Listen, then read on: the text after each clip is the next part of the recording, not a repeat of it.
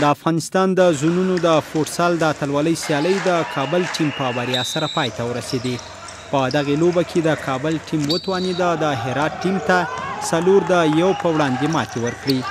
د افغانستان د فوټبال فدراسیون د رسنیو د برخې مسؤل علي کاظمي د دغو سیالیو په اړه ازادۍ راډیو ته وویل: هدف از مسابقات قهرمانی افغانستان معلوم شد. قهرمانی فوتسال افغانستان مشخص شد کدام قهرمان میشه. همچنان 18 بازیکن به تیم ملی فوتسال تیم ملی فوتسال دعوت میکنن تا به تیم آمادگی بگیره برای بازی‌های کشور. از 17 ولایت اشتراک داشتن ولی یک تعداد از ولایت بودن که مشترک تیم داده بودن، ولی ولایت مثل فرا و بلخ و هرات و کابل تیم‌های کامل داشتن که در مسابقات اشتراک.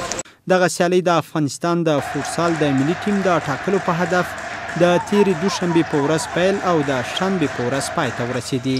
په همدې حال کې یو شمېر لوبغاړي په دې سیالیو کې د خوښۍ احساس کوي او وایي چې دوی ته باید د ورته سیالیو زمینه برابر شي.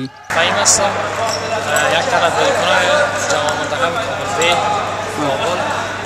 ما جهان سپاس میکنیم از فدراسیون فوتسال افغانستان که چنین تولدها را برگزار میکنند به خاطر رشد استعدادهای فوتسالی افغانستان.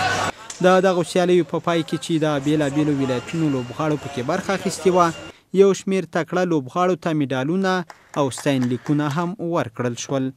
د ولایتونو د ټیمونو په قطار کې د بلخ ټیم وتوانېده چې په دې سیالیو کې د اخلاقو په نوم میډال خپل کړي. ابراهیم صافی، ازادۍ راډیو، کابل.